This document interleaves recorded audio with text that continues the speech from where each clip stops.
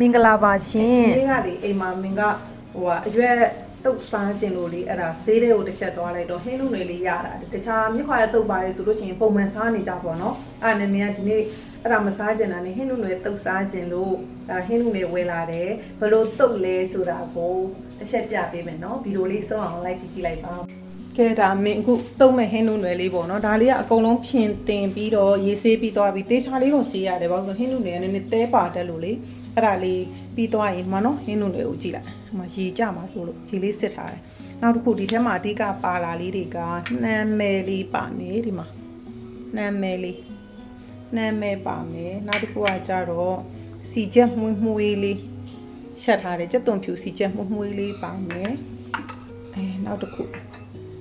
ဒါတော့တမယာသီးမရလာလို့တမယိုသီးပဲဝယ်လာတယ်ပြီးတော့ငရုတ်သီးစိမ်းကျက်သွန်အနီနနန်းပင်မင်းတို့အိမ်မှာ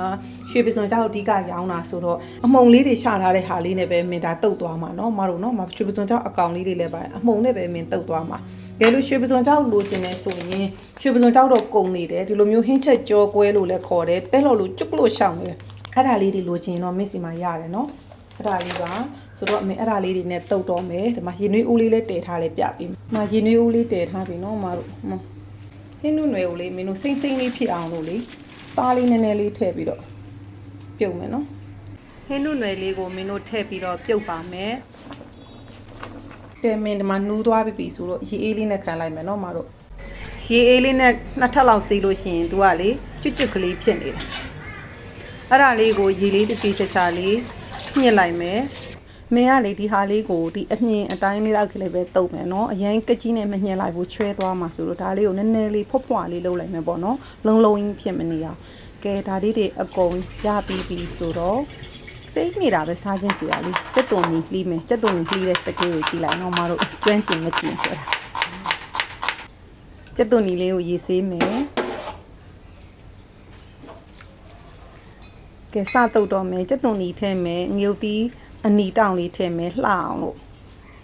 နန်းနန်းပင်လေးထည့်မယ်မထည့်လဲရတယ်เนาะမင်းကတော့ဒီနေ့ကစားကျင်လို့ထည့်တာဝိတ်ချမဲ့သူတွေစားလို့ရတယ်เนาะပြီးရင်ပဇွန်ကြောက်ဟင်းကမုံလေးထည့်မယ်အနံ့လေးမှုအောင်နှမ်းမဲလေးတဝက်ပဲအရင်ထည့်မယ်တမယာသီးစိတ်ကလေးကိုရှင်းလေးဖြစ်အောင်ထည့်မယ်အရေးလေးကိုချွန်းလေးဆိုပိုကောင်းတယ်ဒါကတော့ငပြာရည်နဲ့တုံးပါเนาะစီချက်ထည့်မယ်စီချက်ကလည်းမှုေးလေးကြက်သားမှုန့်ထည့်မယ်စားလေးအနှဲငယ်ထည့်ပါမယ်ကဲအဲ့ဒါတွေပြီးရင်အကုန်တုပ်လို့ရပါဘူးမွေးလိုက်တာအနက်ဒါဝိတ်ချမဲ့သူတွေအတွက်ဆိုအရန်ကောင်းတယ်မင်းဒါညစားပေါ့နော်ဒီလိုမျိုးလေးတုပ်စားတာ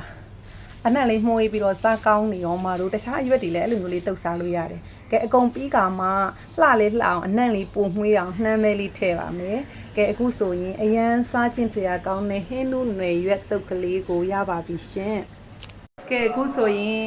အရန်စားခြင်းတရားကောင်းတဲ့ဟင်းနုနွယ်ရွက်တုပ်လေးရပါပြီရှယ်ပဲကျမကြီးနဲ့ညီညွတ်တဲ့အပြင်ဝိတ်ချမဲ့သူတွေပါစားလို့ရပါတယ်ဒီဗီဒီယိုဖိုင်လေးတွေကိုကြိုက်တယ်ဆိုရင်မင်းတို့ရဲ့ browse page လေးကိုလည်း like and follow လေးလုပ်ပေးထားပါဦးနော်